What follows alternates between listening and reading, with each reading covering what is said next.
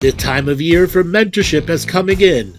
Our new mentorship class will be beginning Friday, August the 16th for Level 1 students. Level 2 students, Friday, August the 23rd.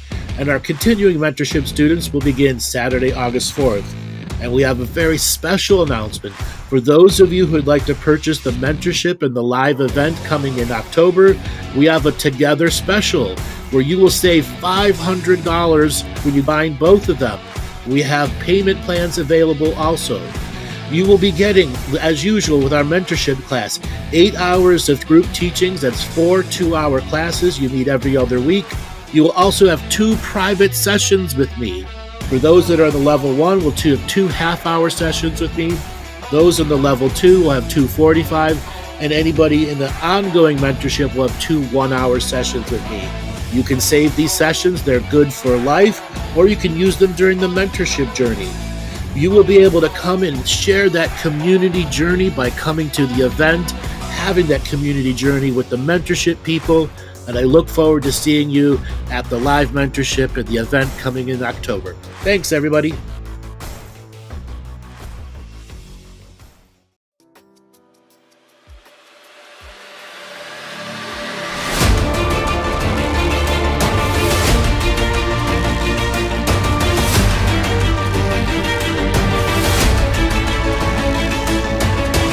The Galactic Historian team is coming to you this October 26th through the 29th for a 4-day U.S. event set in the picturesque Willamette Valley, a place known for its healing potential, nestled in the heart of beautiful wine country.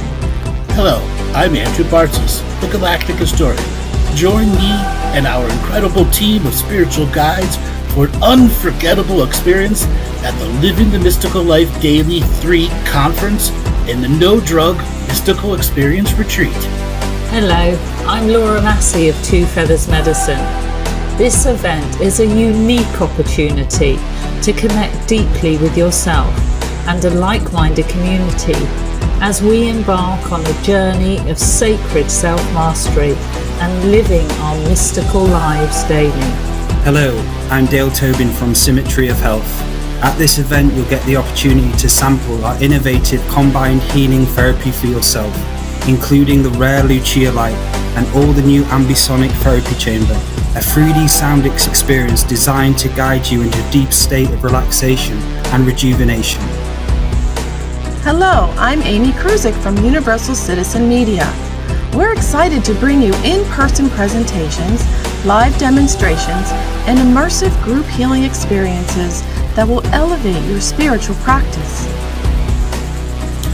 Day 1 and 2 will feature the highly anticipated Living the Mystical Life Daily number 3 conference, discovering new teachings, guided meditations, and captivating presentations by myself and our incredible team. And days 3 and 4 will take you on a mystical journey without use of drugs or hallucinogens at the No Drug Mystical Experience Retreat. Immerse yourself in guided healing journeys and a multi-dimensional sound experience. Together, we'll dive deep into healing and self-discovery, utilizing state-of-the-art technologies and ancient wisdom. And with the Manifest package, early bird tickets are available until July 31st, 2024 for just $2,000. Secure your spot today and enjoy exclusive bonus offers and additional perks. Don't miss this incredible opportunity for growth and healing. And meet us in person in the beautiful Willamette Valley. And elevate your spiritual practice with all new teachings from the Galactic Historian team. Join us in Oregon on October 26th through the 29th, 2024. Reserve your spot today and embark on a journey of transformation, connection, and mystical exploration.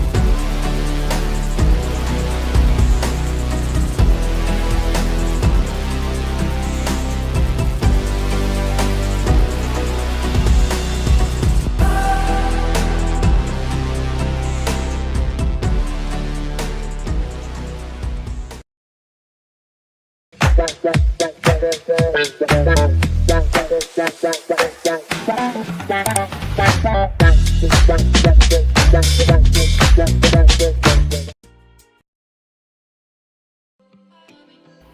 Hello, I'd like to invite you to embark on this transformational workshop as you journey to become an ancestral medium. Are you ready to learn how to speak to the ancestors in a sacred way? Would you like to learn how to receive wisdom and teachings from your spirit team of elders? Join me as we learn how to set up ancestral communication. We also visit the ancestral hub of interconnectivity. We learn how to set up the Dreamer's Lodge among the soul family members. Also ancestral medium revocation soul surgery. We also connect to the grandmothers and grandfather collectives, plus many more ancestral teachings and techniques for you to connect to your guides and guardians. Join me on the 22nd of September, 5 p.m. till 9 p.m. UK time, 12 p.m. till 4 p.m. East, as we journey to meet the ancestors. I look forward to seeing you on this journey, and to book, visit daletobin.com, and there's a contact form on there for you to book on. Thank you, and see you soon.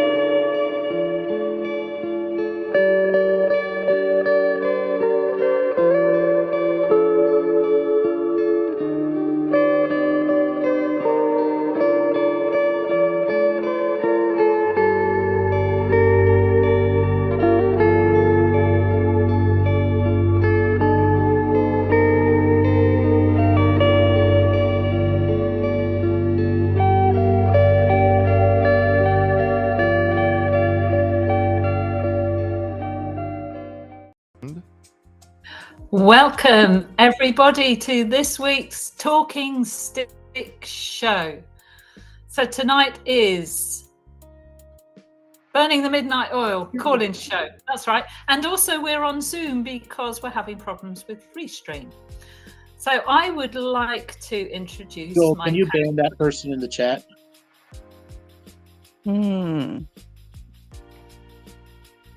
Okay, Well, I'd like to introduce my co-host, Dale Tobin, Symmetry of Health. Hi, Dale. Hello, everyone. Welcome to this week's show as we burn the midnight lamp. How is everyone doing? We are back in the Zoom room. We feel like we've gone time traveling. It feels bizarre. I know, that feels really weird, guys. Yeah. And we have Amy Kruzic. Hello, everybody. Oh, sorry, Laura. And we have Andrew Bartzis, the Galactic historian. Hello, how's it going? So, how are people calling in, Dale? How are we going to do that? I do believe it's the link in the chat. Is that right, Joel? Andrew? The Zoom link is in the chat. So if you'd like to call in and have a reading with all of us, just click on the link in the chat and coming into the Zoom. Oh, sorry, raising hands, aren't we? That's what we're doing. Yeah, come in the Zoom. Raise your hand if you're in the Zoom and you'd like to speak with the team. If you are coming in from YouTube or Rumble, we've dropped the link in the chat. And then if you'd like to call in a different way from a phone number, for instance, that information's in the show description. And we are not letting anyone turn on their video for this, unfortunately. So you'll just be able to do audio.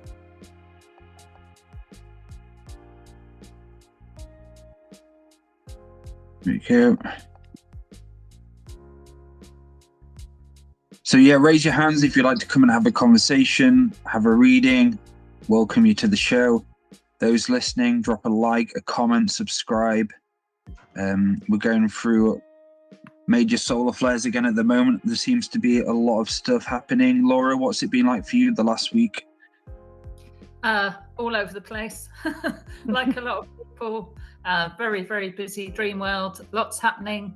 And yeah, but it's exciting, isn't it? You got to ride Yes. the winds of change, or ride the Yes. solar flares. Riders of the storms. Yes, Yeah. until you get Riders shut of the off. Then you've got to storms. pick yourself up again. Yeah. So we actually have our first person who is. So is it Annette Berlin? We're going to put you on to ask you to unmute. Come on. Hello there, Annette. Yeah. Can you hear me? Yes, we can hear you Yep. just fine. How are you doing? I'm doing great. Yeah, I haven't been a part of this community in a while with my work schedule, and I made it work today. And I'm really excited about being here and healing and just continuing on my healing journey. Where are you calling from? I'm calling from Sequim, Washington. Sequim, Washington. I know where that is. Been there many times. Do. Yeah, it's kind of out in the boonies. So what do you want to talk about today? I guess I raised my hand because somebody mentioned a reading. Yep, So, that's what we do on these open call-ins. yeah. Yeah. So So I'm open to receiving that. Well, tell us a little bit about yourself so we can tune in. Okay. Let's see. So I'm an artist, but I decided to get into counseling about 5 years ago because of COVID. I lost my graphic design job during COVID. And I did study psychology and art therapy in California at Sonoma State University in 2013 through 2019. And it's a while ago. And I've always wanted to do some kind of healing, not in a traditional counseling way, but in a creative art therapy way. And I've been challenged with finding a job in art therapy or just getting into that field. So now I'm just a counselor using art in with teenagers or any adults that are interested in that. So Anna, would you say you have passion behind your work and what you're doing? Do you feel like there's any passion there? I think I get stuck in doing it the way the psychology field wants me to do it. Like, we have to diagnose and for the insurance companies to pay for the counseling. I've cleared a lot of group agreements around that. And I'm just, if I had it my way, I would, not worry about insurance and claims. But yeah. This is a thing, like, it's like even you saying those words, you've completely lost your passion. Like, you were talking about something else and completely discluding yourself from the actual conversation. It's like there's no fire left in you, and you've stopped the ability to allow yourself to burn your own fire through actually speaking about who you are, what you are, understanding yourself and realizing you're a confident person. It's kind of like, so how long have you been in the industry and the work you've been doing? How long have you been doing it? It's been almost 5 years. Do you enjoy it? Have you been financially challenged a lot? Well, actually, I'm financially doing okay because I'm doing this, and I enjoy meeting people, meeting different kinds of people. Where in the beginning, when I first started, the first year and the second year, I really enjoyed it. Like, I don't know if I was just all fresh in the field. Were you financially challenged before that? Yes, I was. I was very financially challenged as a graphic designer in this small little Sequim town, making less than I was 30 years ago in a regular town. Like, the income, the salary was just like so weird to me. Like, I wasn't making what I really needed to make. And then before that, I was working in a bakery, making let's see, $13-14 an hour. So I couldn't even afford my own place or anything. I just rented a room in a house with people, a bunch of housemates. didn't have any financial freedom. So it feels like financially I'm doing better. I'm making twice the income. But like you said, my fire is, I'm struggling with that. So how do I maintain my income? And the And irony of this show called Burning of the Midnight Lamp, and you've lost your fire. yes, there is quite an irony. So the inner work is about the years of traumatic issues brought on by financial issues. It is a chain that will not allow you to go any further. Okay? You're chained to a wall that you can't go any further. And until you deal with the realities of the new financial situation you're in and the realities of the old, and begin to make the trauma release about how pent up, stuck in your position you were in the past, how much it truly limited you. And now that you're experiencing this creative and artistic freedom, you don't have the vision for the deeper future because it was limited for you for so long. It was limited because of your financial issues of the past, being in a small town and not being able to enter the creativity until you got a job that paid you more and allowed you to have that creativity again. I see. So I have the financial means for the creativity, but I don't have the deep introspection because I'm busy making money, I guess. Yes, but you also have to have the next state of the personal vision. The deeper vision. Yeah. Okay. Which you haven't allowed yourself to experience because you got into the job and all of a sudden you were unleashed. I would liken this to a Catholic schoolgirl gone wild, metaphorically, but you haven't seen your future or the damage that you've done to the past. And it's not a reality of sexuality, but the creativity that comes with freedom. Okay? And you're spending it there on the classes and the work, but you're not allowing yourself the greater vision. Okay. I see. Okay. And do you do any visualization, meditation, any sort of daily practice like that? I actually am busy like clearing myself with whatever comes up when I see clients, like whether it's a similarity or an emotional connection. I respond to the clients and how it activates things in me. I process that, and also like on my days off, I do a lot of creativity, like in the kitchen. But I'm realizing that that's a coping mechanism. Like it is creative and it is fun and I enjoy it. And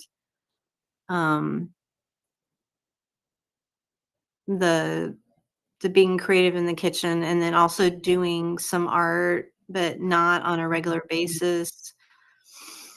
So, and I seem to have cut myself off in doing the nature walks that I used to. I just focused on counseling.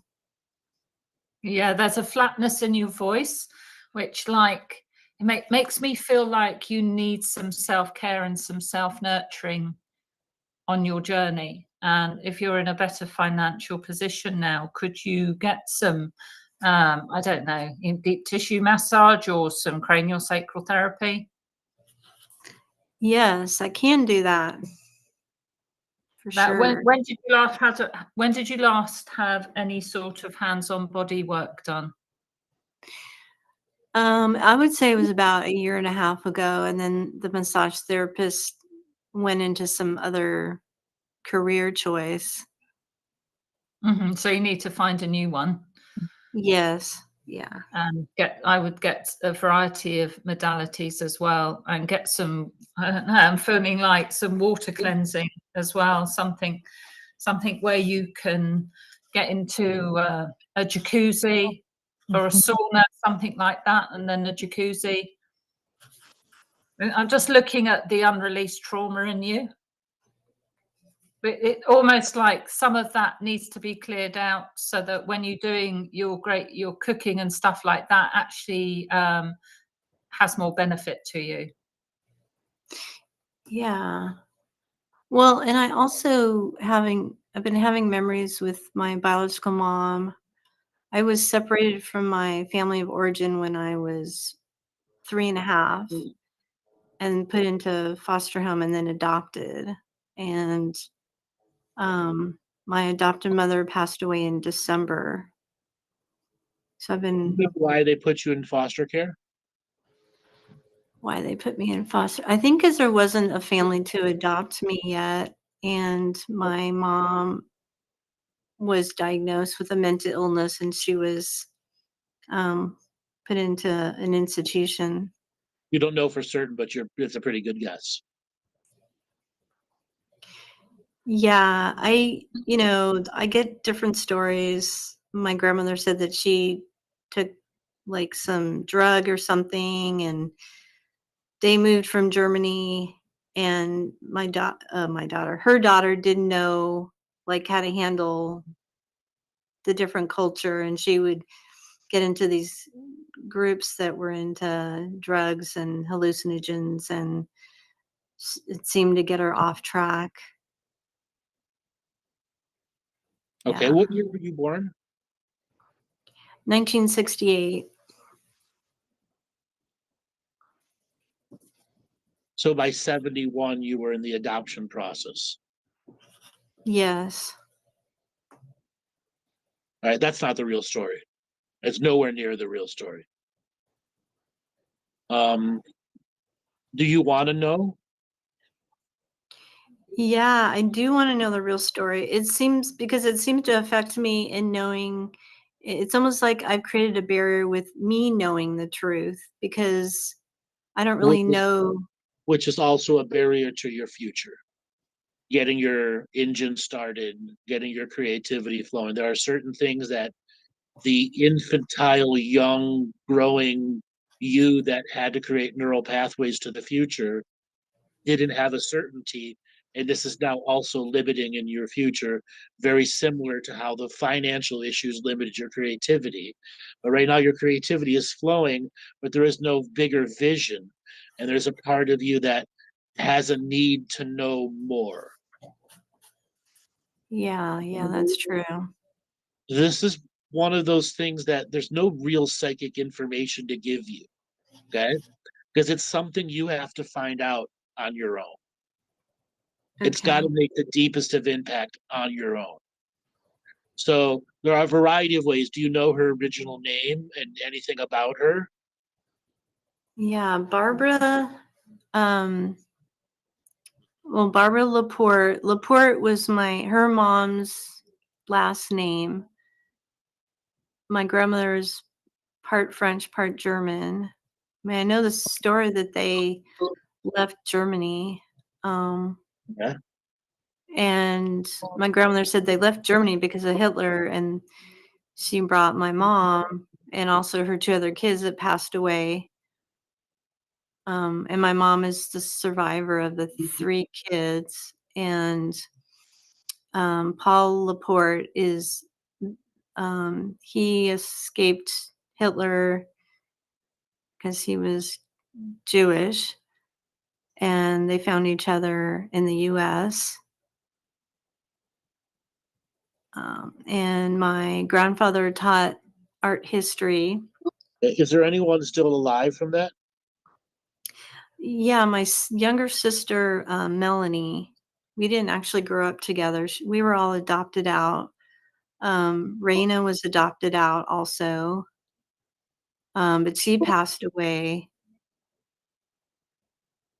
about 30 years ago.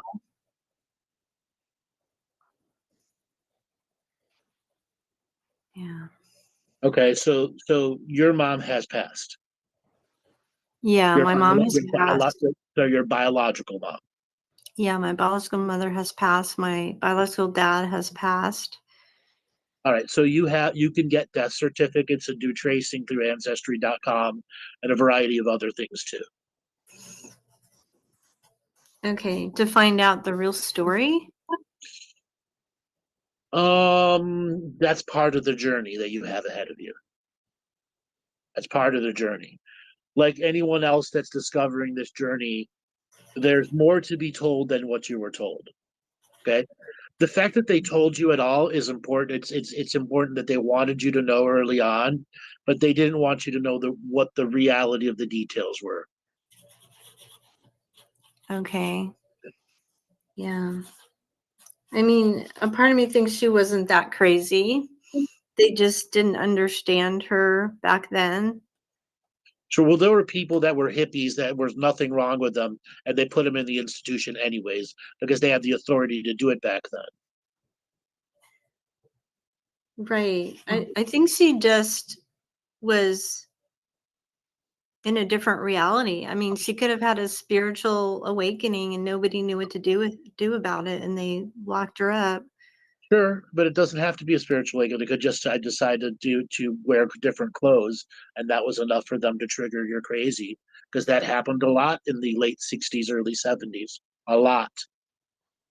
Okay? A lot, especially to women. Okay? Yeah. Okay.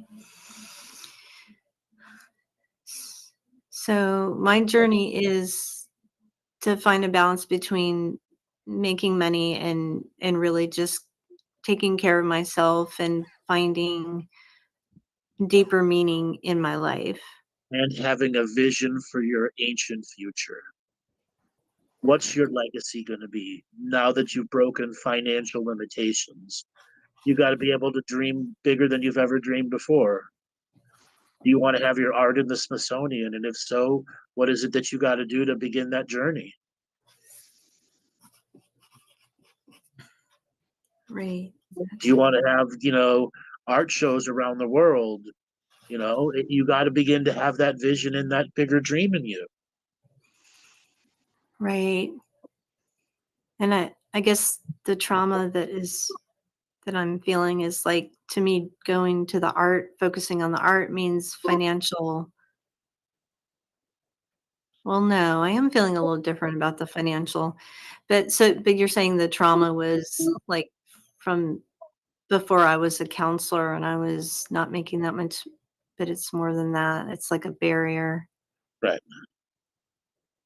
So that is becoming a fear of taking a risk, being that artist, because But I that think fear of taking the risk is routed in, I don't have the financial capital to make it, therefore I'll kill the dream before it starts. That's the metaphor inside you. I see. So it's really just a belief, because there are people who make money with art. Beliefs can be very strong. And one other thing is the art world is very challenging. What's going to make your art different than anything else? What's it going to make it valuable and sellable to others? Well, you have to be a salesman, one thing. Okay. And there are plenty of things for you to go and do that allow you to enter art fairs, from very low high school art fairs to community colleges to schools and churches. Everybody's have these craft fairs that are out there, and you can regularly start going to those. It's a matter of you building up stock, that's high quality, medium quality, low quality, one high priced, couple medium prices, and you got to figure out that part. Okay. And most artists out there use Etsy. It's a great way to get yourself going in the beginning before you really need to get a website up. Okay. Yeah. Okay. So you don't have to put a large investment other than to the actual art pieces. What kind of art do you do for yourself, not for others? Okay. For myself, it's abstract, watercolor. I just recently got into art with oil pastels, and I did feel a lot come up. Like I was really getting so into it. You're a one-trick art pony right now. Let's just be honest. One trip. One trick art pony. Okay. Your Okay. art does one trick. You need to expand your artist knowledge. So find out classes to go learn clay, airbrushing, weaving, all sorts of other stuff. and start adding them to your repertoire so that you're not just doing watercolor. Because most people start watercolor, and you're going to see the challenges of trying to sell watercolor compared to everyone else who's doing watercolor. You need the variety of artistic skills as part of your ongoing growth of confidence. Oh, yeah. Well, actually, I do ceramics. I've done ceramics. I was 7 years ago, I was really getting into, I was a ceramic studio and I was doing pottery. Okay, And do you still have the stuff left over? Do you still have the kiln and all that stuff? oh no, I had to take a class. So like I want to buy a kiln. It's a lot of money.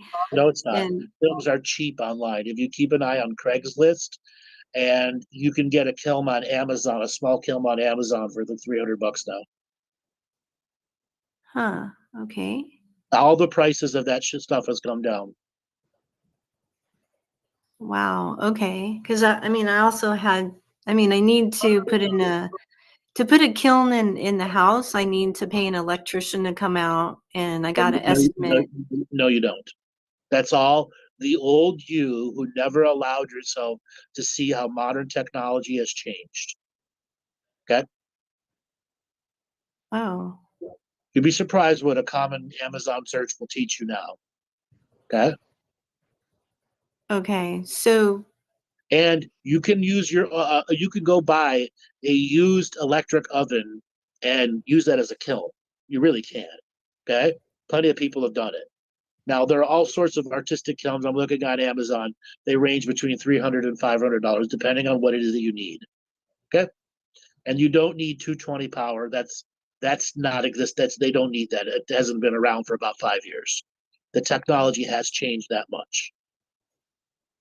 wow. Okay? Okay. Wow. All right. Well, yeah, I guess if I don't use a glaze that needs to go up to 2200 degrees to melt it. Right. You can still harden your stuff. And there are other things you can use that are not hardened glazes, but can be colored because you're going to get the clay and it's going to porous and it's going to absorb colors. There is where you can airbrush on the initial paint coat and then have several other layers of paint, and you can get the very good quality paint on clay stuff that's a low temperature hardening process. There's all sorts of paints out there like that now too. Oh, I see. So it's more like painting than glazing. So I don't have to Yes. focus on the glazing. No, you don't have to. It's a matter of what's the actual clay piece going to be versus what's the art on it. What is it, a usable piece? Because a lot of people don't realize when you're glazing, you're intending to make dinnerware, like cups, dishes, vases, stuff like that, actually have a usable factor to it versus just a purely artistic factor. Glazing Yeah. gives a strength to the clay. Yeah. Well, I have to fire it at a certain temperature so it's not fragile, so it doesn't break. Yeah, but I'm Uh, saying there's epoxies and other stuff like they're out there now that you don't need to do it. oh, I see. Okay. Okay. So what Okay. kind of clay pieces would you do? Um, well, now I'm seeing a lot of different kinds of colors on the clay. I mean, I've been back 7 years ago when I did have a kiln, when I took a class at a community college. I actually made really deep bowls as a centerpiece on tables. Okay. Um, and I used glaze, and it was a medium fire and reduction, and it created some really neat like colors. Like the way I glazed it was kind of a little bit runny on the outside, but the way the different glazes interact with each other created some interesting textures and colors. Um, but it's still like functional because I wanted it to be functional, like to put, like food inside the bowl. So, that I could just now you're talking the functionality, and you need the glazing for that to work. If it's strictly an art piece that doesn't have a usable function, you're fine to create pieces with those other art styles. Yeah, exactly. So We got to let you go. We've got a bunch of other callers that want to get in here. sure. Thank you very much. Thanks a lot for calling in. Thanks, Annette. Thank you. Thanks, Annette. So now, Bye-bye. Thanks. Go ahead and pick the next caller, Dale. yes, so we'll get on Darcy Dane on. So signal to unmute for you. Hello. Hi, where are you calling from? Oh, Lakeville, Minnesota. Awesome to get through. Welcome to the show. What's going on with you? Oh my gosh, a lot, right? There's just a lot going on in the world. It feels like everything is sped up, including my life. Like that last caller, I'm kind of doing some soul searching as well. I'm not the happiest in my 9 to 5. I am a healing practitioner. I know I will always want to do that. And I'm kind of trying to figure out my next step forwards. I have some changes down the pipe with the passing of my dad and some family situations. So I feel like some opportunities right around the corner. And I feel like I'm just supposed to kind of like, it's a timing thing. So I'm kind of trying to figure out if I try to continue to press forward to get out of my 9 to 5 and pursue other avenues, or any insight on what's your 9 to 5 in healing? my 9 to 5 is doing wholesale criminal background checks. And on the side, I do massage therapy and energetic sessions. Okay. How many sessions a week would you say you do with your massage therapy? 2 to 3 is all I really have time for. And do you fill up your 2 to 3, or is it challenging to fill it up? Yeah, I could fill up a lot more, but I don't want to do massage full time. I'd like to expand on that, offer something a little different so it's not as taxing on the body. The criminal background checking, is that an online situation or physical clients coming to see you? Remote. All remote, great. So you don't have client visitation energies. Does it pay well? For as many hats as I'm wearing, no. And I'm having a really tough time with the company right now, as most people probably are. Tell me what's wrong with the company, but also what's right with it. What's wrong is just the not appreciating the employees, not enough compensation, work-life balance. Just, I have longevity with most of my jobs. I've been here for 17 years, and I'm just kind of feel like I'm in this avenue, but it's hard. It's like the time slave thing, right? Like being accountable to be kind of chained to a desk from 9 to 5. I just feel like I could do so much more. I understand that. What I'm trying to understand about the job, is there a special software you need, or could you do this on your own? I don't think there's a do not compete, number one, I guess would be the blocker, but I don't really, my zest for it, I feel more drained than I am really appreciating much with it. Okay, and what's the terms of the do not compete? No other competitor. I don't know if I could go out on my own. I really don't know if there's a spark there for me when I reach into that. I'm just trying to understand what's your reality of your options are, because you're not seeing your options right now. You're only seeing a set of options you think you can get, but in reality, there's many, many more options that are out there for you. Yeah. And you're also limiting your options by saying you don't want to do massage therapy, even though you're very good at it. Yes. Okay. Yeah. Dale, Laura, you guys want to add anything? Yeah, so it's like there's this certain not believing in yourself energy going on. But there's like doubt, hesitation always seeding in you, and realizing you are the experiencing person and how great you are. And that's something you have to really figure out and understand who you are. Do you say there's a lot of doubt, hesitation in your journey? Yeah, I guess I'm always trying to take care of myself and make sure things are in alignment. So I do weigh heavily on the 9 to 5 is a paycheck that's paying the mortgage and keeping things moving, kind of stuck in that society way of, the health insurance, 401k, like that's kind of stuck in that structure. Yeah. Yeah, you're talking about it like it's an evil thing. I know. Yes, I And you're am. creating a secret myth inside you that it is an evil thing, which is driving you away from learning how to spend less effort at the job and more effort at your other projects. You Yeah. don't have to put 100% into this job, but you do every day. Yeah. Okay? You can get away with 80% and no one would ever know. Awesome. Okay? But you Yeah. won't, because there's such an inner conflict inside you now. And you got to start telling yourself the truths.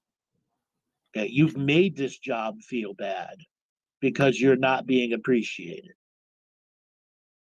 Yeah. Okay? When in fact, this job can be used as the stepping stone for you to advance all these other projects.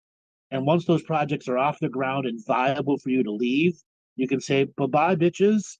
But you're not going to give yourself that opportunity because it's the evil man right now. Yeah. I can see that. Hey, Laura, Amy? Oh, yeah. Sorry. Go on. Darcy, I just wanted to say, you said something about wearing many hats. Yeah. What does that mean to you? Multiple roles at work. And then I kind of switch over to my, healer, more shaman side of energy. And then I'm also a girlfriend. So I'm trying to make sure, and I have lots of friends and stuff. So I'm always I'm a busy gal, and I'm trying to get more balance with all of that too. So I can move my energy to pursue more passionate, fulfilling avenues in this lifetime. So what does Darcy want to do? Like, if you take all that away, take off all your hats? Yeah. I love the healing aspect that I know that is my calling. Yeah. Yeah. But you've said no to it. Mm-hmm. Go ahead, Amy. Sorry. Well, no, I was just going to say that, like, it's a distraction. You're creating distractions. I am. How do I not do that? No. Well, it takes discipline for that, first of all, to know what they are. What are your distractions? Write them down. What do you enjoy? Do a pro and con, pros and cons. Because you did say you can make money with your massage. You turn people away because you just don't have the time. Yeah. I think maybe do what is most important to you. Take everyone out of the equation. What do you want to Darcy, do? Yeah. have you ever done any revocations before? I have. I've done Yeah. a handful. I could be more consistent with that, obviously. I definitely think you should create your own about igniting you, connecting you to your own source self, authentic self, and start allowing yourself to actually bring life force through you again. It's like you need to have this medium within, allowing yourself to go, I am in this moment, allowing myself to come through. I'm allowing myself to connect to the infinite point of view of who I am now, and allowing yourself to excel through your own voice. It's like you've lost yourself so much. It's like you have to engage yourself now by having a regular prayer process, igniting who you are, remembering you're an infinite being, remember you're connected to source, great mystery, great spirit, and start, rekindling that fire within you. You have to start igniting yourself again now, reminding yourself that you are spirit. You're not a human. You're not the 3D human. You're not the work. You're not all that. There's a different meaning behind this for you. Mm-hmm. Thank you. I can really feel that. Of your dad passing. Mm-hmm. You might have been not looking at that or not feeling the grief or working with that. I don't know about I've had a challenging 4 years where it felt like it was really hard to make any changes with caring for passing of a mother and then a father, and working through all of that with some sibling stuff too. Oh yeah, I hear you. So now I feel like it's time for me to empower myself. Yeah. Yeah, go ahead, Laura. So would it be possible, do you want to add to your massage qualifications? Do you want to learn another skill to go with that? Because massage is a great basis to go on to learn other healing modalities, isn't it? Because you've already done your anatomy and so on. Is there anything else out there so you can add some more strings to your bow if you don't want to focus just on massage?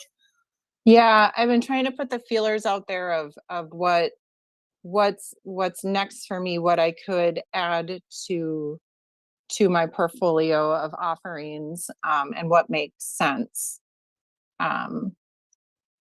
What have you come up with so far?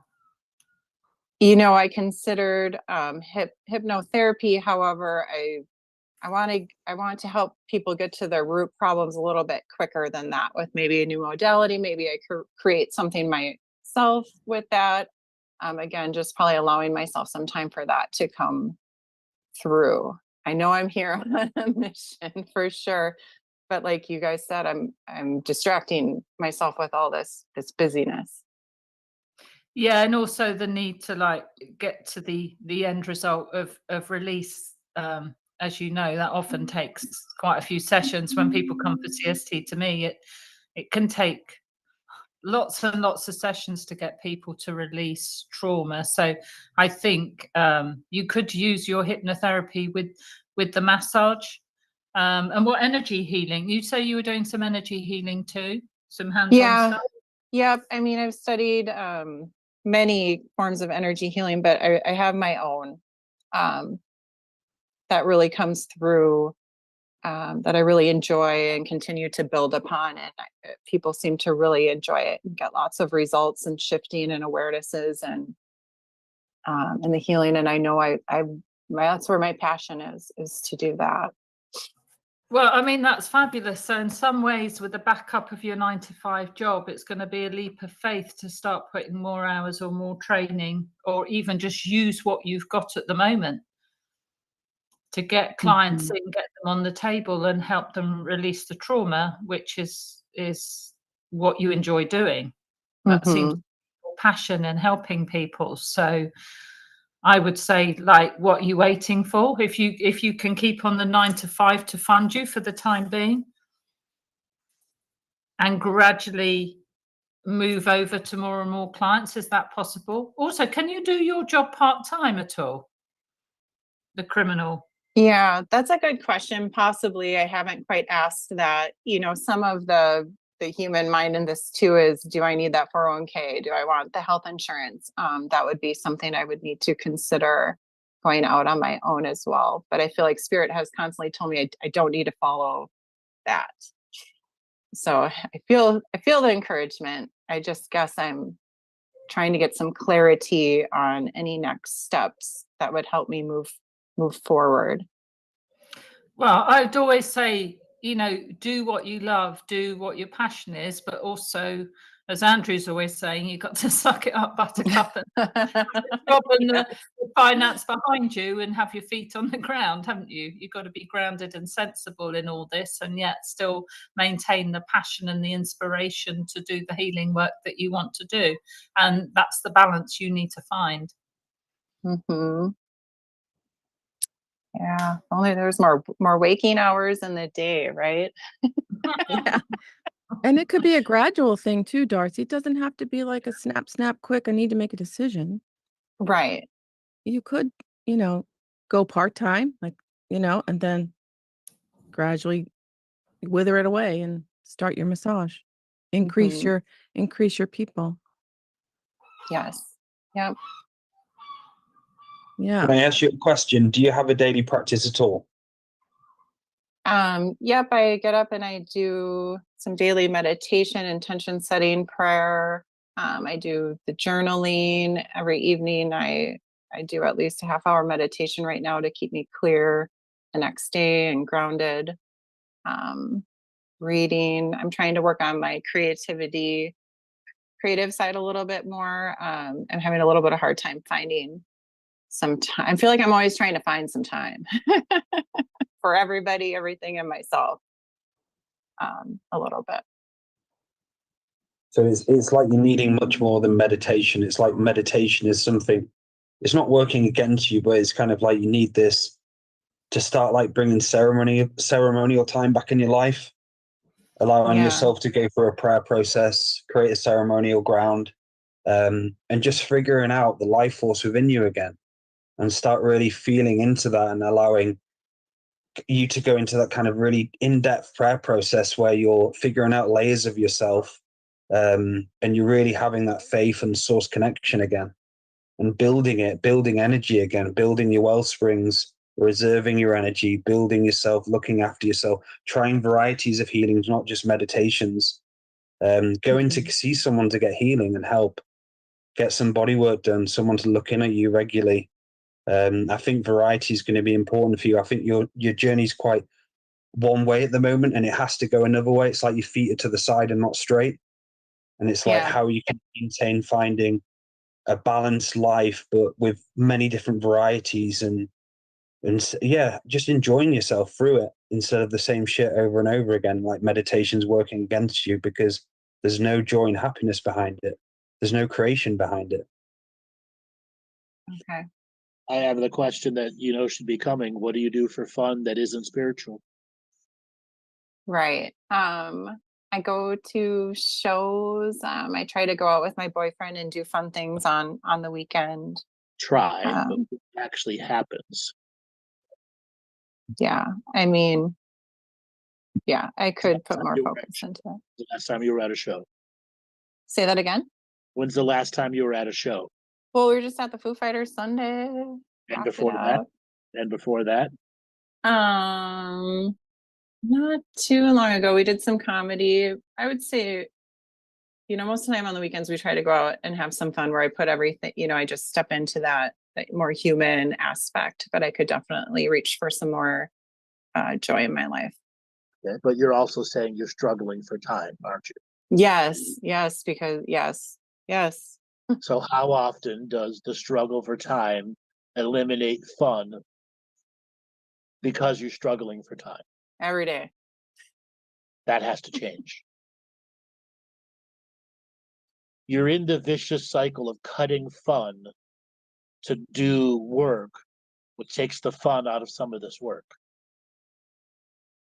Does that make sense? Yep. Okay. The inner cutter axer in you got to have an understanding of what's really going on. Okay.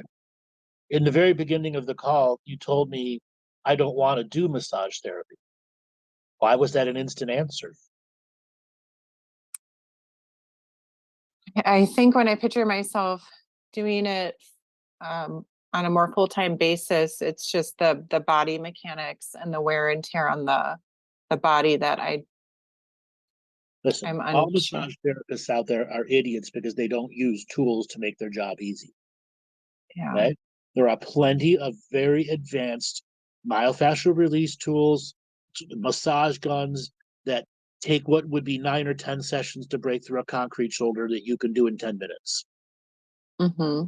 All the massage therapists out there who do not use tools, you're idiots. You could triple the amount of clients that you have because you can solve things in one time, and they'll come back more often because it's not you taking forever and ever and super painful to break through their concrete shoulders and lower back. Mm-hmm. Okay? Yep.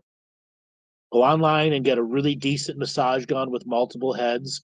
Well, not a cheap one because they burn out very fast. Get a Hypervolt, or the comparable to that. They're around $300 or $400, depending if they're on sale or not.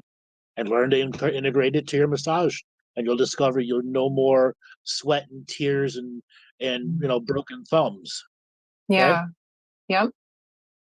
Okay, and then all of a sudden the effort to everything is 50% less. Yes. Okay. Yep. Well, darling, we got a lot for you to think about there. We got to move on to the next caller, but thanks a lot for calling in. Thank you so much, you guys. I appreciate you. Thank you, Darcy. Bye, Darcy. Thank you, Goodbye. Darcy. Bye. Good to speak to you. So, Amy, who's next? Oh, let's go with Trinity. Hello, Trinity.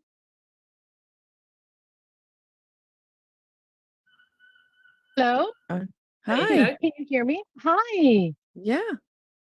Hi, everyone. This is Where are you calling from, Sorry? Trinity? I'm calling from Maine in the US. Welcome to the show. What do you want to talk about? Thank you so much. I feel like I'm in theme with the other callers today. I wanted to talk about how how how to not step on the journey of others and yet still be sovereign and directive in my own life. Do you feel unsovereign? Don't feel unsovereign on the whole. I think that it's a process for me to become to be more sovereign. You're stepping on the journeys of others? I just feel like yes, like when I make a decision that impacts other people, is that not stepping on their journey? Not always. To understand not stepping on a journey and sovereignty, they're the same subject matters. Remaining sovereign means I'm not letting choices that could potentially create karma, charge, and polarity affect my core beliefs. Example, if I get in the car and drive, I'm not intending to kill anyone. If I get into an accident, that was an accident. If I believe karma forced me into it, now the whole perception's changed, and we feel like we're stepping on journeys. Understanding stepping on journeys is equal to your level of personal understanding of where you are at the sovereign state of the individual you and the choices you make for your growth.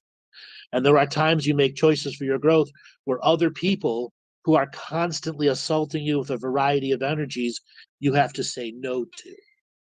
Is that stepping on their journey by saying no? No, it's enforcing your sovereignty. And then there are times you want to help somebody, but they're really rejecting the help. That's stepping on their journey. But it's also putting you in the zealot format. So there's a variety of unique equations that are challenging your perception of what sovereignty can be for you. But the journey of understanding that's not stepping on other journeys means you have to mind your journey first before you worry about the stepping on others' journey. And part of that thing of stepping on journey is understanding not to overly share information.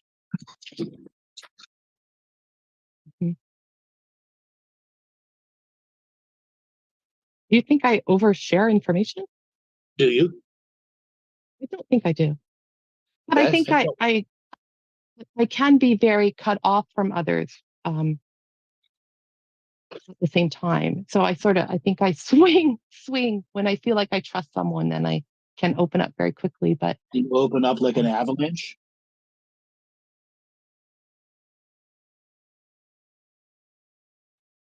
Flood them with information?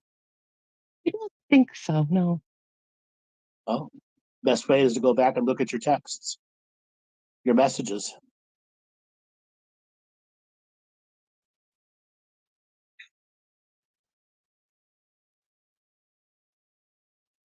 No, I don't know. That's not quite ringing true for me. Okay, that's fine. Part of discovering is where you're at in the journey. Okay? Laura, Dale, Amy? So Trinity, do you think you've trodden on, we all have probably, trodden on other people's journeys in the past? And how did you recognize it and how did it make you feel?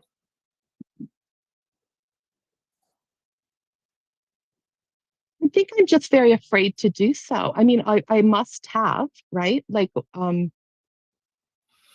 Have you given unasked for advice? Have you given some unasked for advice, or have you subtly tried to manipulate somebody into doing something that you want them to do, like a little bit of control over other people to get what you want? Well, my job is a director of educational services right now. So, I mean, that's part of my job. But I'm very mindful of not wanting people to do things that they don't want to do, or that isn't, but it's me. I always feel like I'm making that judgment. Oh, this is the best thing, right? So it's like there's a flat energy about you where everything's just flat, and it's like you have to earn happiness instead of actually being in happiness and expressing it. It's like there's a kind of like you have to earn it. You kind of tell yourself you have to earn happiness instead of actually being happy.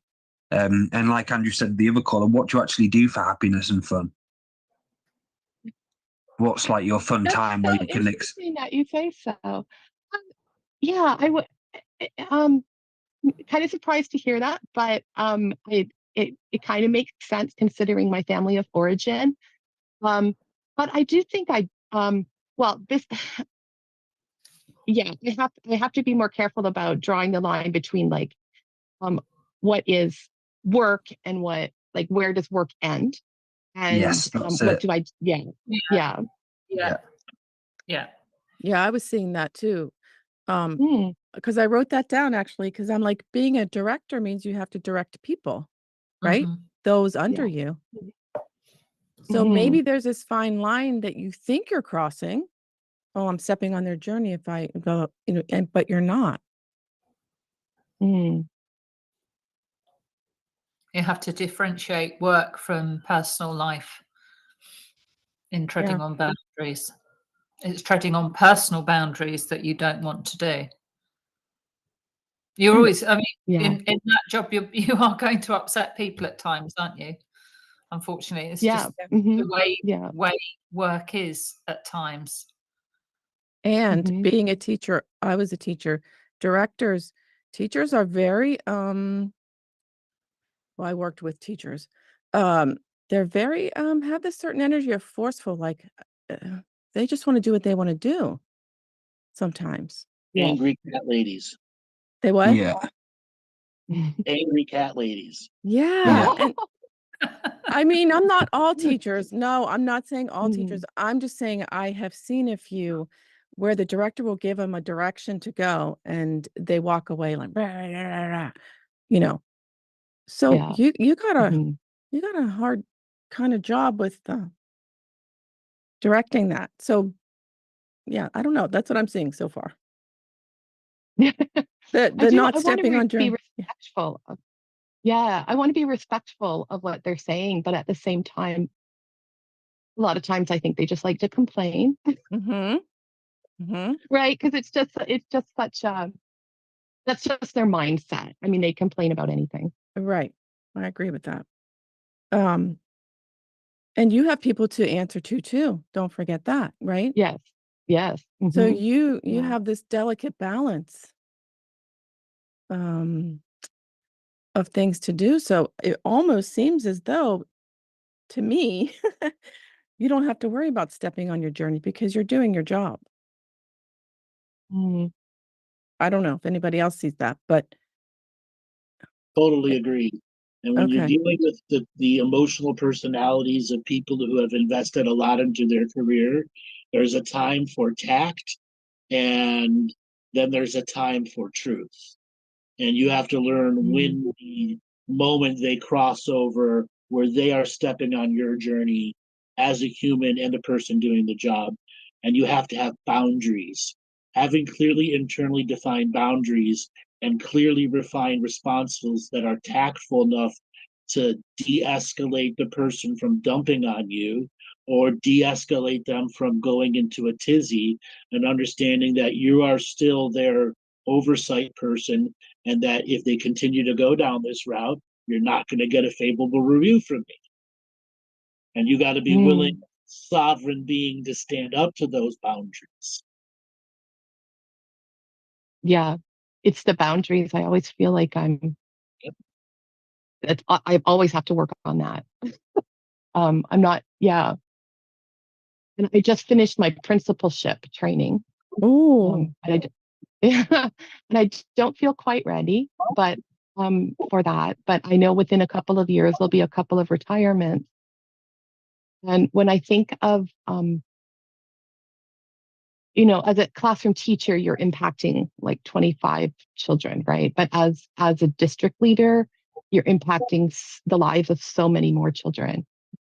And I look forward to that time when I can step into that role. But in the meantime, I'll hold the boundaries as my personal goal.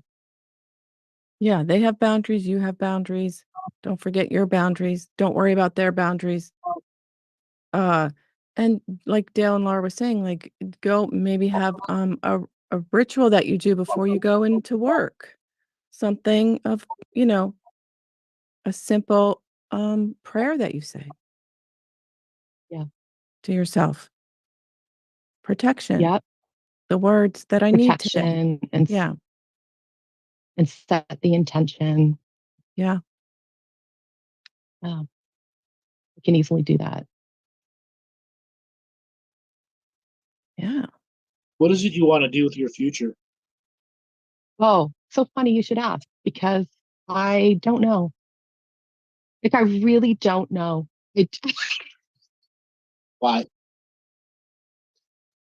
Don't know. Like, I just feel like I can set goals, like, for example, get my principalship certification. I can do that, right? But over the long term, I don't know if I lack imagination or I don't know. Do you see yourself as a autocrat, technocrat position? I don't know what you mean by that.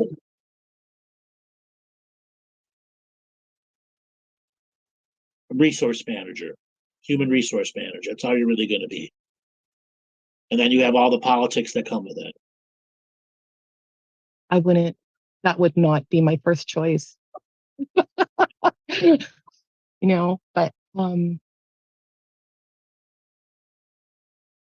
have this dream actually of setting up my own school for twice exceptional children. Okay. Who so are your X-Men school. What? Your X-Men school for the specially gifted. Yes. Yeah. Yes. I love that. Yeah, school. That's exactly right. Yeah. Start writing. It doesn't have to be a business plan, just an example of what it would look like. A couple weeks ago, I was asked, what was your view of what school should be like? Okay. And I gave a very detailed thing for grade 1 through 4. Should all be about languages and spatial awareness. Okay. And play. Yeah. Okay. And understanding people's social issues and what goes on in the family. Example, you need to create your version of that, of what grade 1 through 9 should be like, with as much details as potentially possible, and throw out all the taboos of the existing industry and write what you truly feel it should be the best advantage for growing teachers and students who must be on par with the types of kids that they're teaching and the type of skills that teachers will need to have to come into your school. Yeah. Because there are enough homeschooled people. Yeah, it's there are the enough details, right? People Like digging down into the There are enough homeschooled people right now where you could start it with 10 people paying for it. Okay. And there's enough grants out there for you to get it done instantly. Okay. Yes. There might be avenues to pursue it within the existing framework. Like there's such a thing as a special purpose school within Maine for special education. Sure. But I don't wonder working within the boundaries first. Define it without boundaries first. Okay. Yeah. Yeah. Yeah. And you got to see it as you're writing. You're right. You got to see it as, in the beginning, you're writing this out of the passion and evolve it into a thesis type paper eventually. Okay. And give it a year and a half. Okay. Mm-hmm.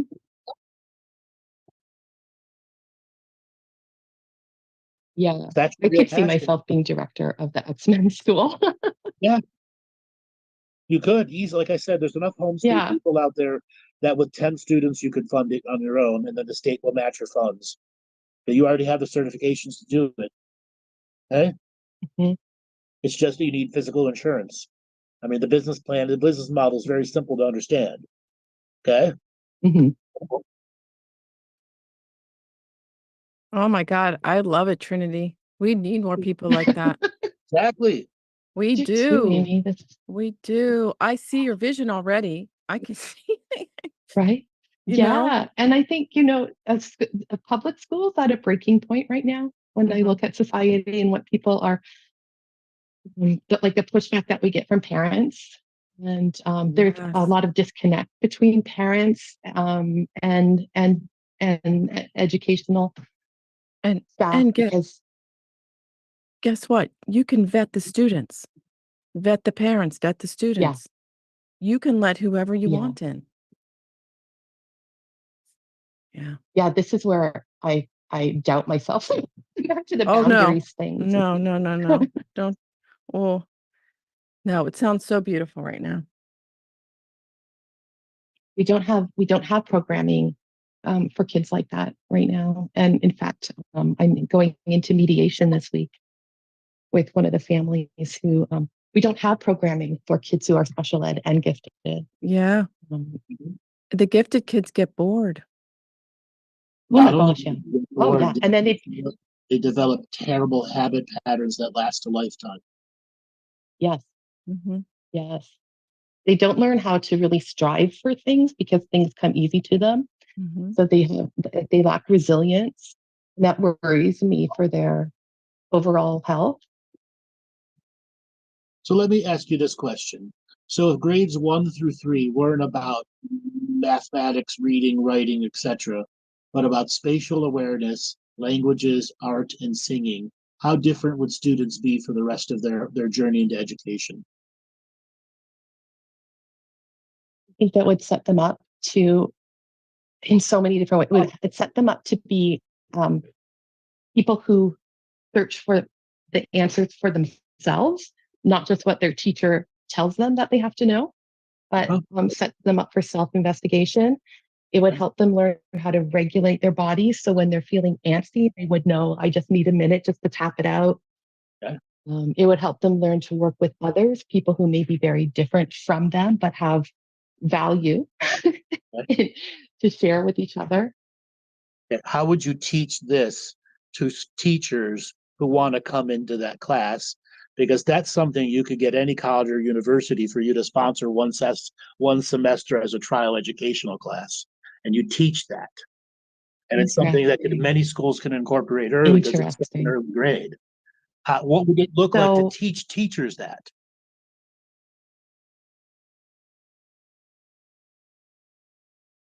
I would have to teach them by doing it with them. Okay, so hands on. Earlier this summer, we had, yeah, hands on, absolutely, by experiencing it. Yeah. So the teacher would need So it's really curving. the teacher would need an art therapy similar to an art therapy background, a music background, and a languages background. Yeah. Yeah. And also a gymnastics There aren't a background, lot of people like that. athletics Yeah. background. Yeah. Right. Yeah. Yes. Or a few different people who have specialties, and then they can share the classroom space throughout the day.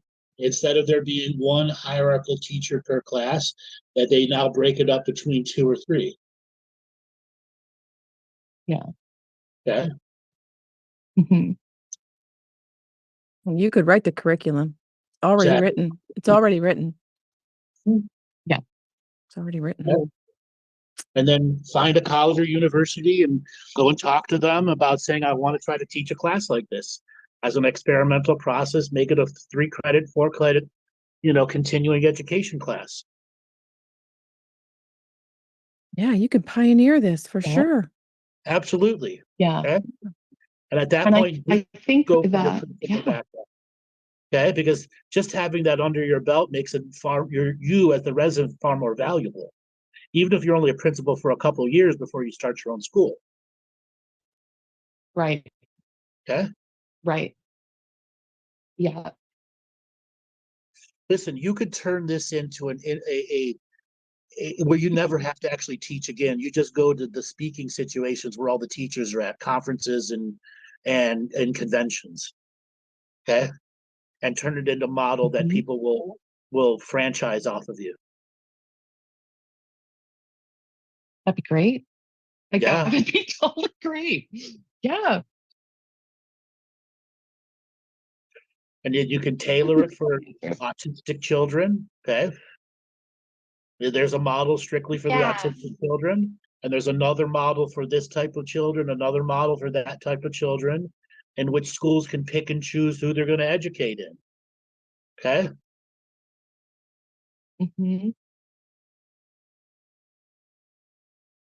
Yeah.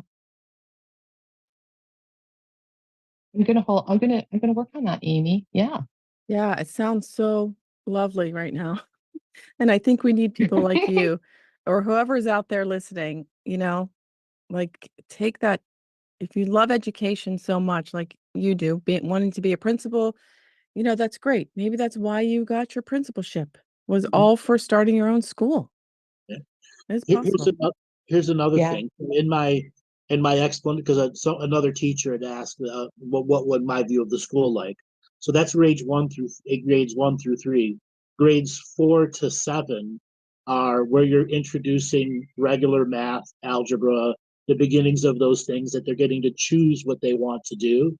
But here's where you introduce community police officers that have a teaching background.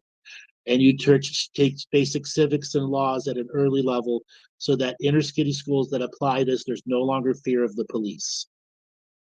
And an understanding of what the reality of human interaction is and what's right and wrong. Yeah. Yeah. Yeah, because we need to come together as people. There's so much division, right? That's what I was touching on about, like, the parents and the teachers where they're like, you're too liberal, you're too conservative, but we need to be people together. Right, and that's the age group where you'll make the best impact. Okay? Okay? And then grades 7 to 10 are obviously going to be the beginning of college prep. Okay, advanced classes that they choose, but you have to expand athletics, language, art, and the arts. Okay, very important that those get expanded. And then the last 2 years, 11 and 12, are pure college prep, or you go directly to a local community college or directly to a college, and you skip those last 2 years, because in all reality, those last 2 years are absolutely pointless to be there. Okay. Yeah. I graduated as a junior. They were going to make me go for my senior year for 1 class, 7 study halls, and no leave earlies. Why? Because they wanted the $12,000 a year the school gets off.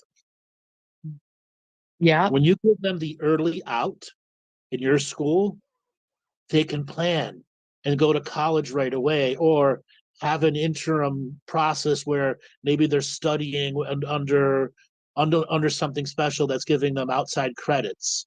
Okay. Right. Yep. Yep. Get real work experience. Yeah. So important. That's another big, And do you remember the Montessori system? Montessori teachings? Yeah, that's what we used in my preschool that I taught in. It's a beautiful system where kids actually just go to each station and play as long as they want. Well, there's time constraints, but it's just a beautiful system. I don't know why that came to me to tell you that. And also just bring back. I was just thinking a little while ago about this sounds a lot like Montessori. Yeah. It does to me. That's the feeling. That is actually the feeling. Yeah. But where the child's really honored. Yeah. Spatial awareness classes aren't really taught in the Montessori. And you got to understand, what is spatial awareness? People's personal space versus an understanding of what a foot, a yard, a mile is. It's how to kick a ball, how to calculate in your mind geometry, to throw something, climb a wall, those early understandings of how three-dimensional reality works with a young growing mind. Do you think it's important to ground them in 3D at that age? Yes. Is that a pivotal age? It's where those fundamental neural pathways of clumsiness and non-confidence start. Yeah. Okay. Yeah. like physics without the math. Exactly. It's applied Yeah. physics without the math. Yeah. Okay. I mean, Yeah, teaching them I to tie see. their shoe. That's what I So would be important. doing all day, pretty much. Well, of course, Velcro Yes. came in, but Well, in the old days, you first, second, and third grade, knots, learning the 1,000 ways to tie a knot was a common part of school because you needed good. Yeah, it was. That's a classic Yeah. example of something that could be incorporated, learning to tie knots or how to stretch up canvas for an art piece that you're going to put your own art on, and a variety of the other things that are simple craft skills that absolutely create amazing neural pathways of expansion in a child. Mm, Okay? yes. It's that creativity piece we're ignoring, like squishing it. We're squashing it out of children on purpose in our public school system. a lot of kids have sensory problems at a young age. Exactly. Tactile. Sensory overload because they're Yeah. stuck on sensory overload. Yeah. I mean, teaching a kid to touch Play-Doh, that doesn't want to touch Play-Doh. Finger paint. Right. Paint. Yeah. Yeah. Yeah. Yeah. Have a little boy who has to practice touching the paper before he writes on it. Yeah. Okay. Very important that you change the school food. Okay. Yeah. Okay. To Okay. what? You have a chef come in and you built that into the cost. Okay. Find a local stepping school that will do it for a reduced rate. Okay. Mm-hmm. So really focusing on the neuro piece. Grades 1 to 3. It's all of the neuro, in my view, the neuro pieces and socializing, but that comes with the neuro thing. Languages too, multilingual. They should be able by third grade to know the fundamentals, but not fluent in 3 languages. Mm-hmm. Okay. I agree. Yeah. Mm-hmm. Yes. What does that do for a child when they're multilingual at an early age? It expands them so much because every language you speak, you have a different worldview, right? Like the way, like for example, in Japanese, your toes are called foot fingers when in translation, right? So that's a way of looking at the world. Right. That's it unlocks potential. Yeah. Yes, unlocks potential. Mm-hmm. That's what you titled 1 through 3. It's not no longer one through 3. It's the unlocking the child's potential hit part of it, of their education. Okay. And once the potential's unlocked, they then go into a more guided process where they're learning the more in-depth part of reading, writing, and arithmetic, but not in such a strict format. They're going to choose what they want to do with the fundamentals in civics, a community police group that has a teaching background that comes in and works with them with the ongoing athletics and interactive sports. Okay. And then when you get to higher grades is where you focus in on deeper stuff like the algebra, etc., computer coding, okay, computer languages, because by then they're already multilingual enough to understand what a written computer language is. Right. Yes. Yep. Okay? Digital art versus physical art. They can make a distinction of what direction they want to go. Oh, you're gonna have to listen to this again, Trinity. Oh yeah. Most definitely. Well, we gotta move on. And I think yes, I understand. Thank you for your No, I Thank didn't. you so much. No, but please, I'm excited for you, and I love talking to you about this. So let us know what happens In a couple of years. In a couple of years, when it's all completely developed and all written up, I will share. Yes, that's right. I will. Great talking to you. Thanks you. for calling. Bye. Thank you. Bye. Bye. So we're going to have one more caller, Laura. Who's going to be on next? Who's up here? I can't see who's. So I think Andy. we were going to ask. Yeah, Andy came Andy. last week, did he?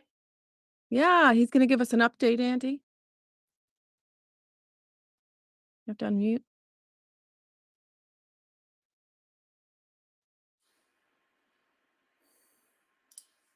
Hey guys, can you hear me? Yep, how's it going? Hello. Yeah, I'm pretty good, thanks. I've implemented a few of your tips from last week. Tell us about them. Well, Dale, are you there? He's around in the background. He's having internet issues. Yeah, I am. Yeah, sorry, my internet's really, really bad. Yeah, I'm here, bro. How you doing? I'm all right, man. So you'll be glad to know I bought one of those head scratchers. Yes. That's tip number one. Andrew, I got a contact lens appointment and I've got a trial of them on the way. Great. Remember that? Yay. And yeah, I had a good weekend socializing. I went to a picnic. It was like a psychedelic meetup picnic, and it was a really nice day. I had a good time. So yeah. Did you take any psychedelics? No, it was like just to talk about them and have fun, really. Yeah, I don't want to take too much time because I know I was on a long time last week.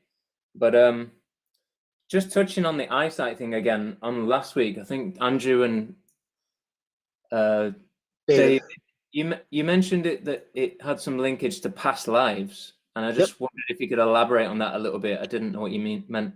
Part of your early pattern baldness, eyesight, early aging, all that's interactive in your epigenetics and your spiritual genetics that you're bringing in. That's why I said you got to grow your hair back, and the majority of your eye issues will actually clear up. Could you elaborate why that happens?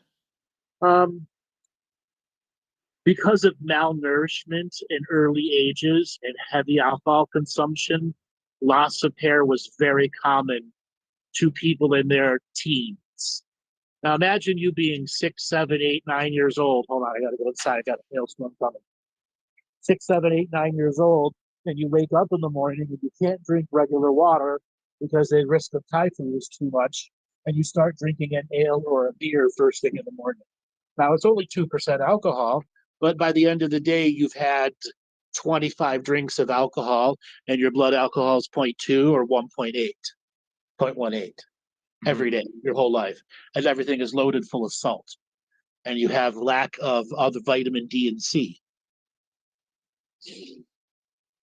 So are you saying in a past life of mine that would have been an issue? That's common for all human beings growing up in the dark ages. Okay. Okay. Is it possible for hair now to kind of regrow even where there's patches of baldness? Yes and no. Some will regrow, not all of it. Okay. But there are also really amazing new hair regrowing techniques if you're willing to invest the money. If not, you got to learn to deal with it and not let it be a blight on you. Yeah, sure. But the truth of your existence. See, unfortunately, there is a part of you that sees it as a blight. That's why you went totally bald with the glasses, which is something you don't see yourself as. Yeah, true. So you're saying that as the image changed, it kind of, my eyes tried to blind me to that by developing astigmatism? Yep. Yeah, interesting. Exactly. And that's the spiritual journey of the eyesight challenge that a lot of people go through. So you're saying if I was to get the image back that I want, or come more into terms with accepting my image, the eyesight should rectify a bit more? I would say at least 70% of the eyesight would rectify itself, and a possibility of 100% if you embrace it with a reality of loving yourself to do it. True, authentic self-love to change the view of the negative image of the past. And that this image that I am today is the most beautiful being I can be without restriction. Okay. Because right now you don't believe that. I'm coming more to terms with the image now. The baldness and the eyesight has not even it's not gone any worse in the last few years. So I have I think I've put a pause on it, if you like. You muted its process by going fully bald and not letting it grow back.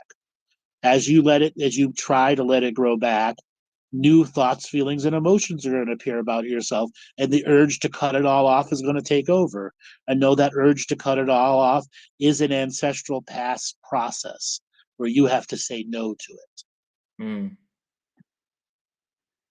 Is there not something to just embracing like the baldness and loving that instead? There is, but it's right now you're too challenged with this isn't me versus going through the journey of loving yourself. And then once you've gone through the journey of loving yourself in the image that you're presenting and learning the true process of self-mastery of love, then you'll know what's authentically right for you. Okay, understood. Okay? Yeah, it's very interesting. My mother was very caught up in how I looked because it kind of got her validation to her friends with me being like a little good-looking child. And yeah, that's all been internalized to some degree, I think. Yeah, a lot more than you're even aware of. Mm. Okay? A lot more than you're even aware of. Can I ask one more thing that's been on my mind for like 4 years? Sure. Thanks. So I took some like psilocybin mushrooms about 4 years ago, with the intention of sort of trying to figure out more about my childhood. And I got to this late point in the trip where it's like I literally traveled back in time, and I was back in my bedroom as like I'd say around 10 years old, because what happened was the image of a huge poster that used to be at the end of my bed kind of came into my awareness in my mind's eye. And it was like this big Godzilla picture. And I was like, oh shit, well, wow, I'd totally forgotten about this picture. So in the moment I was like, wow, suppressed memories are totally real. And I also felt I was totally in a child part that was like, had no adult responsibilities. And it was really relaxing for a time. And then as I had that thought, like, why have I suppressed this? There's nothing really ominous about it or bad. And I kind of put my awareness towards what would have been the rest of my house growing up, where I lived with my mum. This extremely intense feeling of doom and dread and like terror started to surface. And I was able to know what this thing was, this memory or whatever it was, without actually seeing what it was. And I had to resist going into it because it felt so intense and I didn't feel like I could deal with it in that moment. And looking back at my childhood, I have no idea what that event was, whether it was something more extraterrestrial or I have a simpler version for you to try to proceed here. You were on a mushroom journey, and you said you were pretty well into your peak, right? You were really deep. Yeah, it was past halfway. Yeah. Okay, so you're deep into your peak. Mm-hmm. You actually time traveled back to the little you. Yeah, and definitely. You, the adult you, woke up in your young body, but there was a moment that young body woke up and you were inside with it. And there was not a competition because you, the young you, was dreaming the future you, tripping your balls off. Mm-hmm. You then got to be one with the child, and your analytical mind took over. And once your analytical mind took over, it went into a processing point that overwhelmed you because you were in a state of a trip. You absolutely can reconnect to that child in a non-mushroom state and not let your analytical mind take over and have a deeper understanding of what was fun in life, and then slowly introduce yourself to what the negative is, so you have the time, energy, and effort to process it and dispel it for that child. And say to that child, I'm your future self here to return to talk to you. What proof do you need? Okay. And then you go there and you earn that trust and go, I know there's negative stuff. I was here, and some of it's suppressed, some of it isn't. I want to help you deal with it, and you're not. And act as the big brother healer on the past you and take it in small chunks. You will learn far more of what was really going on in the soup of weird creation back then. Mm-hmm. Yeah, I'm a little lost with what you said. Am I right in thinking that, in a nutshell, it's that my kind of adult self wasn't present enough to kind of hold space for that child, and that I just felt too much within the child to When face you were what the tripping, memory was. when you were tripping, yes. Yeah, Yeah. I felt like completely powerless to this memory. Like there wasn't enough Because adult the there. child was powerless to it. Yeah. When yeah. you're not powerless now, when you're not tripping, and you Mhm. can consciously connect to that being that was you without the medium of the mushrooms to connect to. Okay? Sure. You just got to create the moment, the trust, the self, and the focusing on that child, the breathing that goes with it, maybe even writing down your own version of a guided meditation that introduces you to that child at that moment and tries to break down. Here's where you can use your analytical mind during the writing process. Okay? But you're going to rely on your psychic self who's in the actual experience, sending the child love. You don't have to be afraid of this. This is this. All right, this is something I haven't seen before, but I'm sharing my strength with you so we can get through this. Mm-hmm. Okay? And the more you heal the child of the past, it instantly the dominoes fall to the future self, and things change inside you. Okay. Thanks. Do you have any indication of what that memory might have been like? It was actually a karmic interaction because of the mushroom journey that brought you there. You have to realize the original child you had a dreaming moment where the future self came in. You just don't remember it. Okay? So something bad like didn't happen before that moment, or I'm after not that? going to tell you because it's something you have to discover on your own. Okay, got it. It's part of that experience of uncovering the truth. If I give it away to you, it's not going to have the same impact of the reality of you discovering it on your own. Yeah. Giving you the technique to get there, and the rest relies on your confidence of moving forward with it, and not allowing your analytical brain to take over in the meditative moment of connecting to yourself, allowing your heart space to connect. You use your analytical brain to write the actual journey of the induction into that process.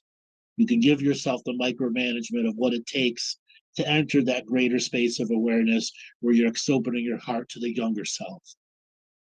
What do you mean by this writing exercise? Can you be clear on what I should actually write? Or you're going to write a guided meditation that could take 30, 40 minutes, and it's going to go through, use breathing techniques, find your young self, see the Godzilla picture, all the things that tune you into the spiritual XY axis of that child until such a time you believe you're there, and then you let go of the analytical brain and you open your heart. Okay. Yeah. Thanks. Whew. And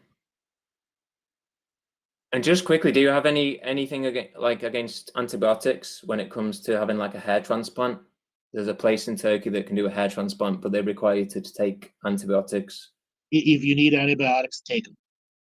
Antibiotics have been made the devil by the light worker. And I've known too many people that have gotten terribly sick by simply not taking the damn antibiotics. Okay? Do they not destroy like the bacteria you need in your stomach? You just restart it. You do a bacterial restart. Okay? Okay.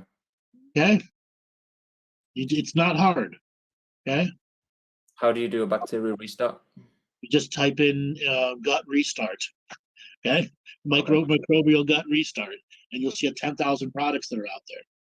Sure. You can go to Dr. Hulda Clark. She's got one of the best stores out there for cleansing and restarting. Okay, there's a whole bunch of others that are very good products out there too. Did you say that name again? Hulda? Dr. Hulda, Hulda, Clark, Clarke. Great. Gut restart. Yeah. Basically, it's probiotic restart program. That's it. Okay. Thank you, Andrew. That's a massive help. I really appreciate that. You're welcome. All right, brother. Take it easy. Great talking to you. You too. Bye, Thank guys. you, Andy. Bye, Andy. Bye, Andy. Bye.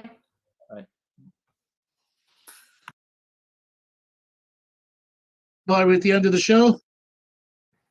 Yes, already. Great show, guys. Yes.